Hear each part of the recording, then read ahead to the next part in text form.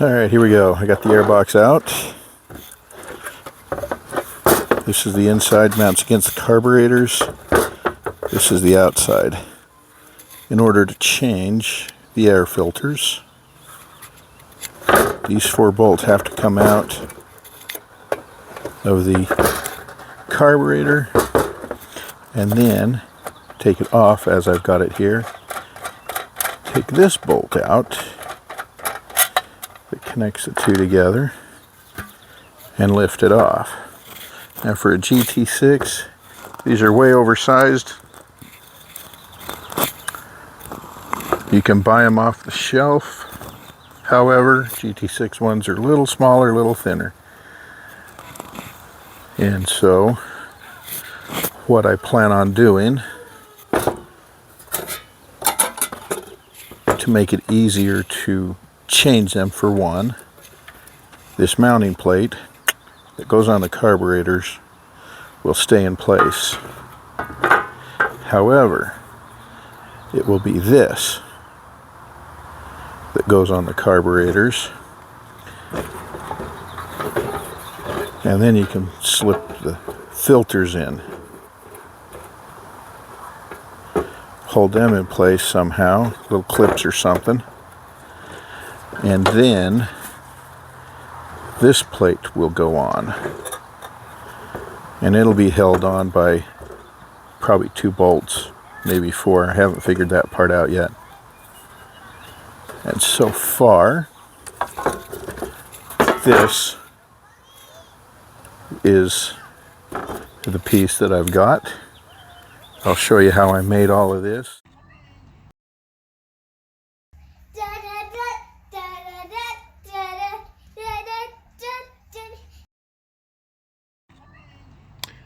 Duplicating the airbox on my GT6.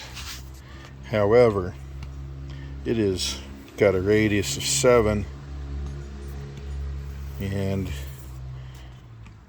a length of 16, and I'm enlarging it and making it slightly different. So I've got a radius of 8 and a length of 16 and a half, because I've got slightly larger air filters that I'm putting in it. Not to mention the fact that the end product I need to get deeper, and I'm modifying the mounting method. I'll go over that here later. So what I have here is my top and bottom forming buck and a piece of 18 gauge. So the plan is to cut just a little bit larger, make about a 3/8 to 1/2 inch flange that comes down, and it'll sandwich in between here. Bolt it together, clamp it together. I've got the top just slightly smaller, so I've got enough room to hit that with the hammer. And if all goes right, it'll curve it right around there. It's probably not the best wood to work with. I'm hoping these checks and cracks don't translate through, but I should be able to clean that up with a hammer and dolly. I've got the edge radius just a little bit. A lot of precision work going on here, my friends. But that's the way I roll. Let's see what happens. Okay, so at this point I didn't record anything. I thought I had. However, I grabbed a test piece of my 18 gauge and sandwiched it in there and practiced with it. And as you can see, it worked, but not well enough. I didn't get a very good round shape there. It kind of folded in kind of funky. I guess the puckers and the tucks dug into that bottom wood and prevented it from changing shape the way I wanted. It kind of went where it wanted. I didn't control it very well. I wasn't able to. So, as you can see here in these photos, now I'm holding it up to my airbox just to kind of demonstrate the size difference. I've got a 7-inch radius versus a new 8-inch radius.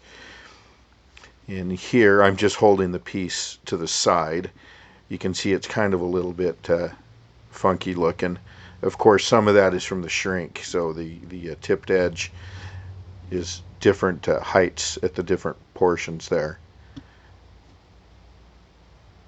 Here's a top view of it, and it's not very round. It's just a funny shape, and I stopped playing with it before it got to a 90-degree edge because I knew at this point that it just wasn't working. And okay, and then I decided at that point that having a bottom buck made out of plywood, it's 5/4, pretty thick stuff, but it just didn't work the way I wanted. So I went and picked up some 1/4-inch plate and made a new buck. And I am much more impressed with that one.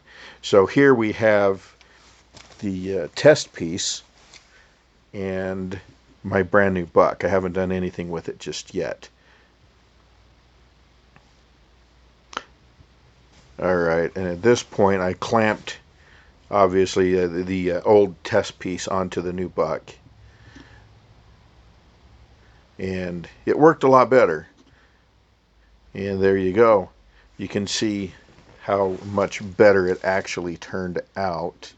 I ended up trimming that flange down a little bit more because there was way too much metal there to shrink. So I trimmed it back and then shaped it, and it got it right to where I wanted it. And that's pretty much it. I'll move on from here. Okay, I've got my steel form already made. It's basically 16 by 8, 1/4-inch plate. I just cut it out by hand, rounded the edge over. When I was doing it, I highlighted it with a Sharpie and then ran it over with a file to check for highs and lows. I've got one edge that's a true factory edge, so hopefully I'm really accurate on that and it doesn't come out looking like garbage.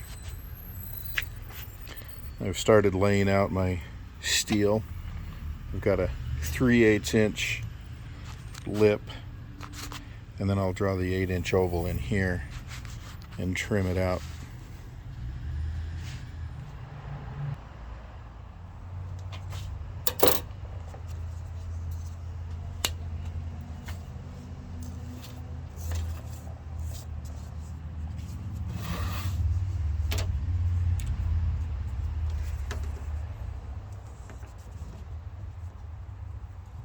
Mark 8 inches and 8 1/3.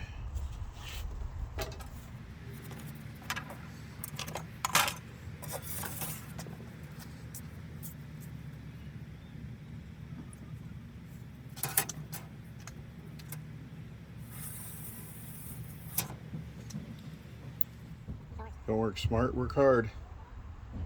Measure 2 lines, use a straight edge. Or do it this way.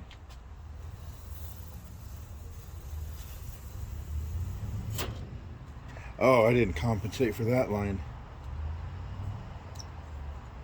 Alright. So I need to go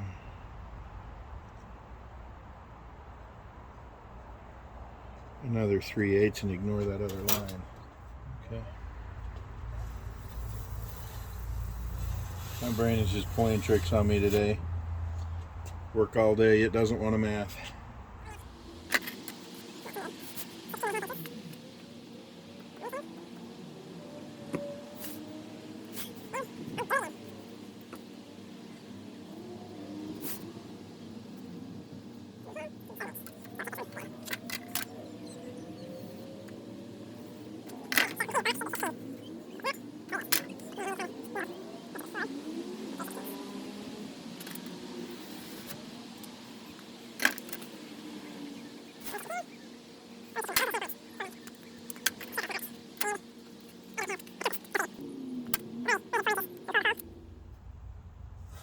Use what you can.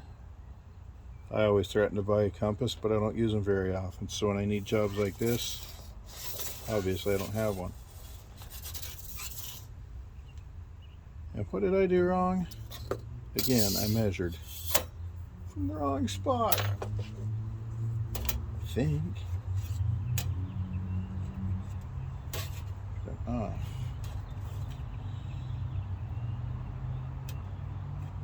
Oh. I'm off by 3/16. It should be 4 3/8. Again, my brain is not wanting to math today.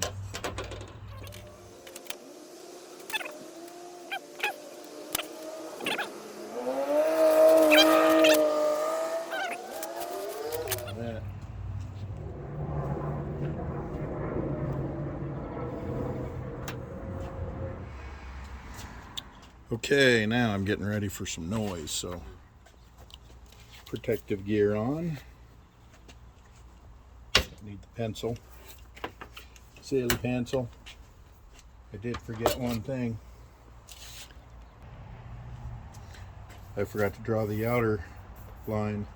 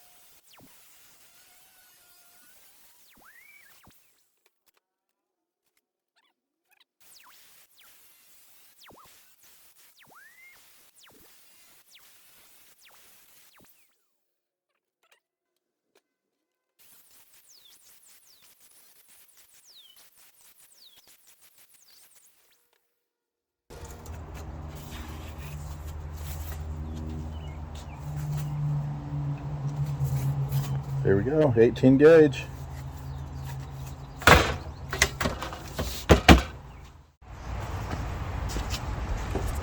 Alright, take these bolts out.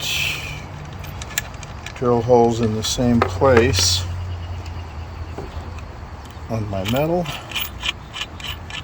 Clamp it down tight and beat the living tar. Wow, I'm stronger than I thought. Wow. As I was saying, beat the living tar out of the metal and shape the edge.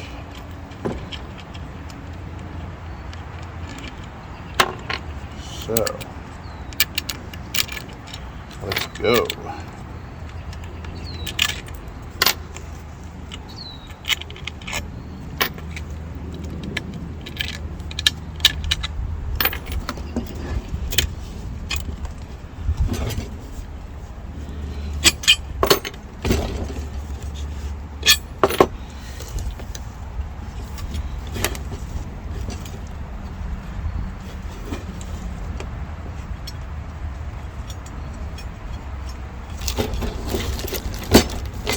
Anything's a hammer.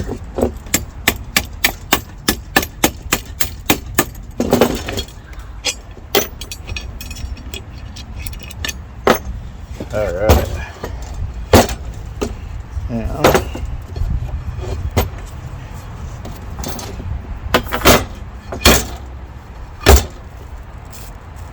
look at that. You know, suppose I could have just laid that down on there and marked it up.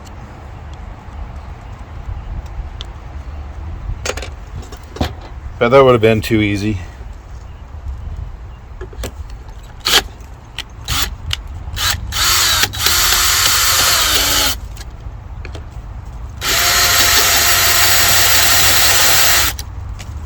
Tell you what.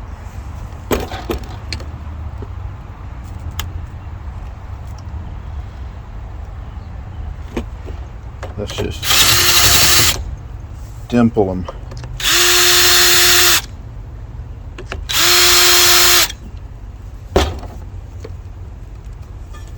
Let me get that sucker out of the way.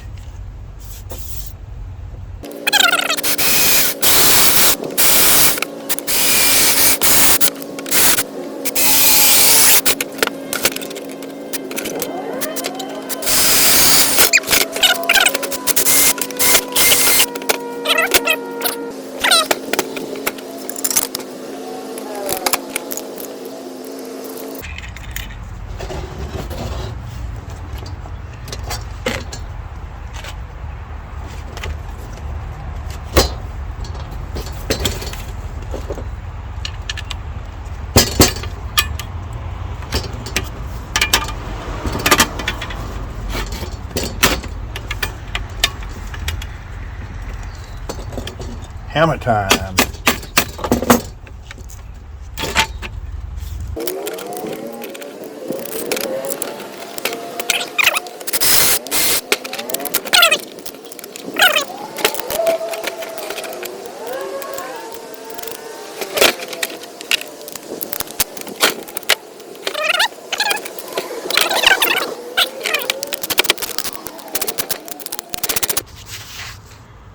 Let's take a look at that.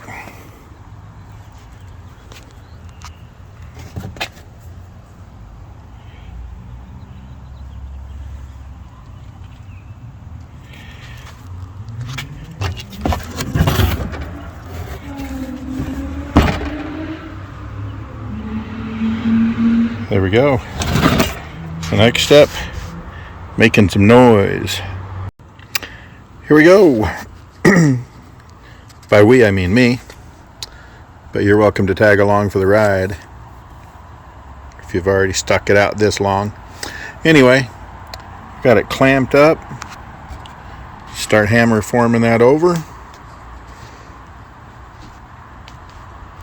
And away we go.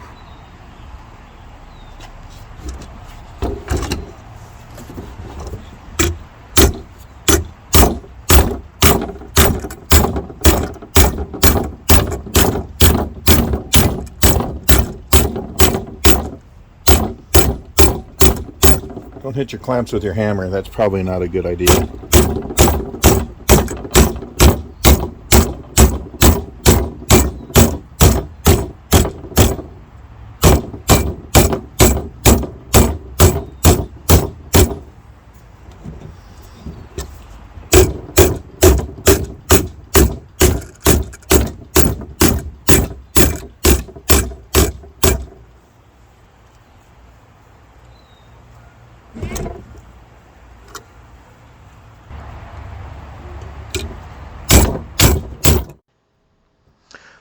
So right here, I'm kind of fighting myself. I'm not really working as optimum as I could. My workbench isn't exactly the sturdiest, and I'm losing a lot of the blow from the hammer, the energy from it, down into the workbench, as it were. It's just a board on top of my garbage cans. Well, anything's a tool.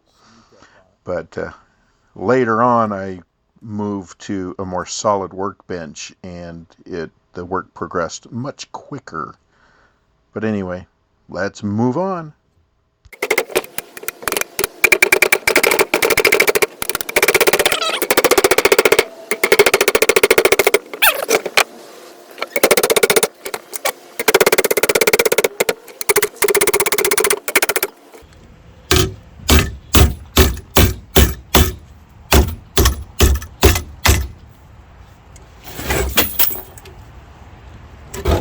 Yeah. Alright, that little pucker there looks like I might need to get my dollies and tune it up right there a little bit and shrink it before I do any more to it.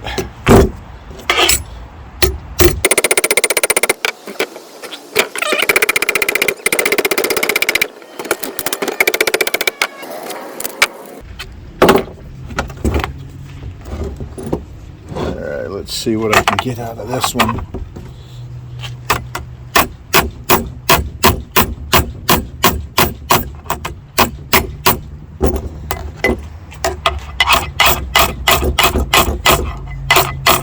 So you want to address all of these puckers, these tucks, these wrinkles before they get too far out of hand.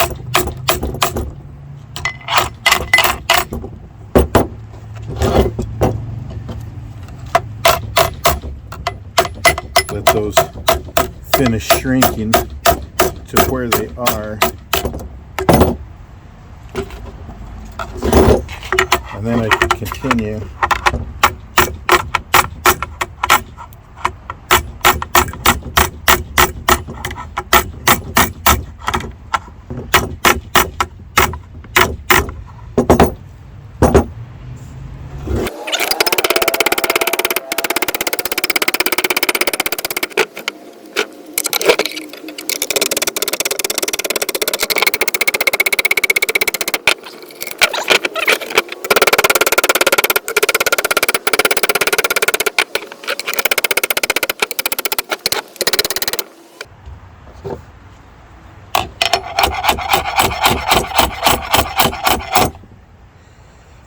That's working even better than I imagined.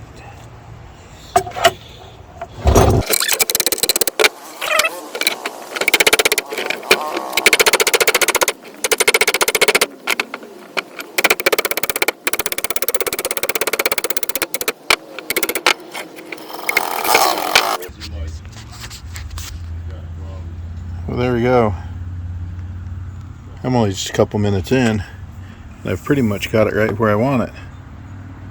Look at that. I just got to do the other half. Back in a bit.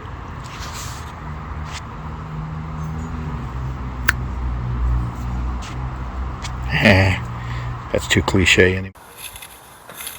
All right. Now I've got to cut a piece to fit around the perimeter. And my metal was long enough. But when I was trimming this out, I inadvertently trimmed my metal straight across. I had intended to stop, but I didn't. I kept going. So now I got to weld this back together. I'll just put that on the bottom.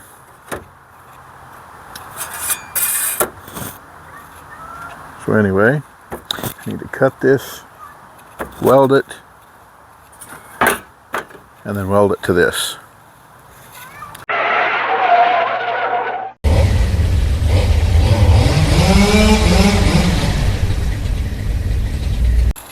Okay, there's the first one.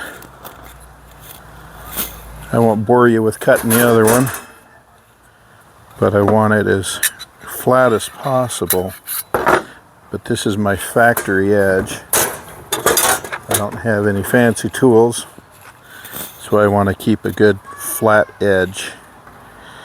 So I'm just going to mark the side I need to bend.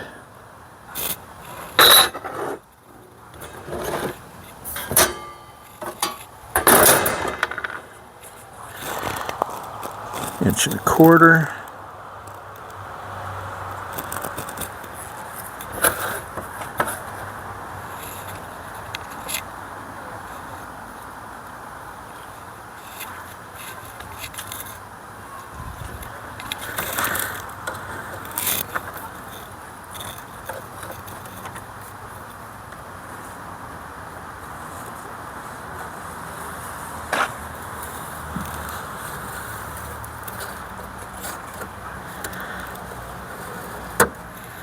And there we go.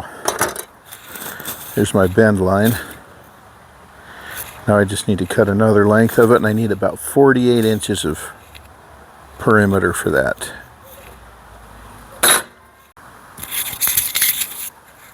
Alright, I'm back with that job done. Trimmed up. Got the two lengths that I need. Now it's just a matter of gluing them together and keeping them straight. Alright, I'm all set up for welding here. I marked the center line and I marked the center point here, so these ends will wrap around this way, and then I'll fill in the bottom with my other piece. This is the top, these are the bottom. These two parts won't be seen as much, so any blemishes that are left over because of me will be sort of hidden. You may notice my handy dandy portable welding table. Just a sheet of plate, but it's easy to ground to. I can move my stuff around, and I can put that away in a heartbeat.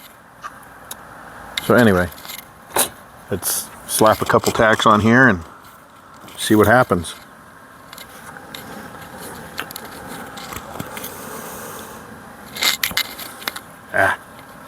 Too long. Yeah. I know there's people out there that do that. I need to get me some pliers.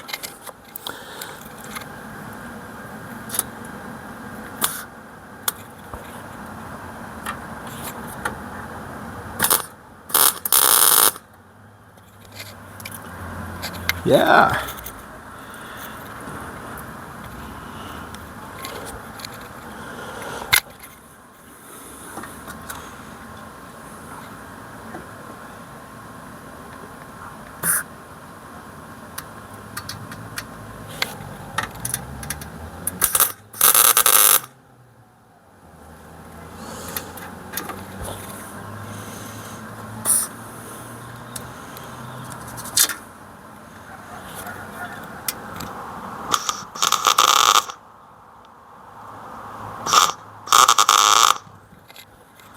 Dang.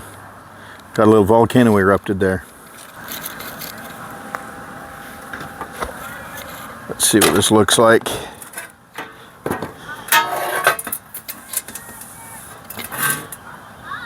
This might be good penetration.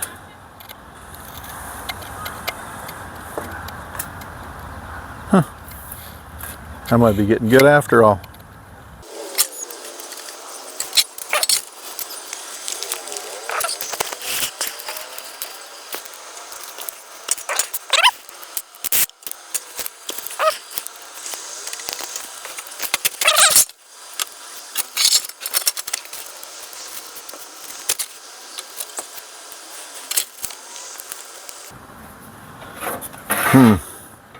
It's coming up a little bit here.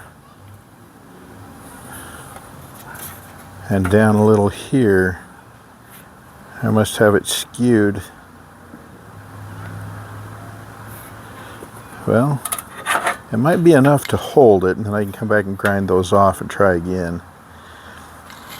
If I can get this flat, shaped correctly.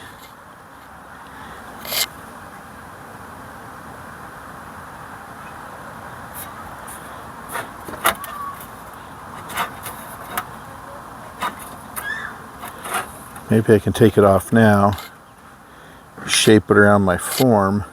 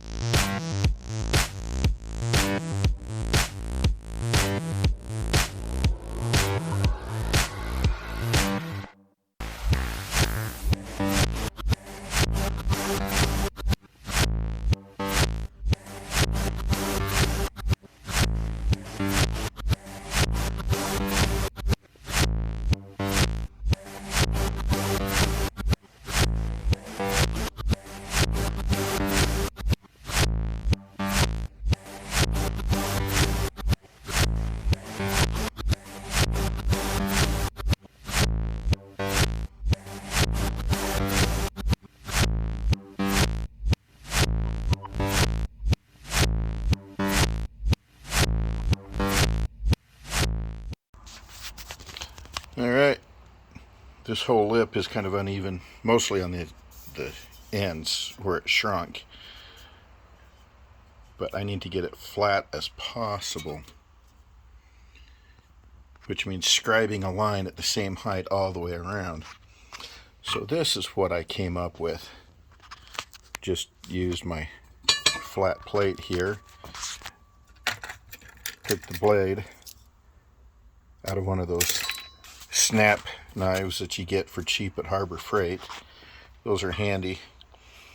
Taped it to that at the height I want, and then just zipped it around and scribed the line.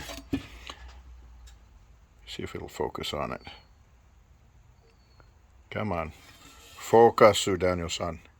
There you go. You can see it right there. And just to make it even all the way around, I scribed the whole thing. So I've got to shave just a little tiny bit off. I'll tune that up. I think that end is just right.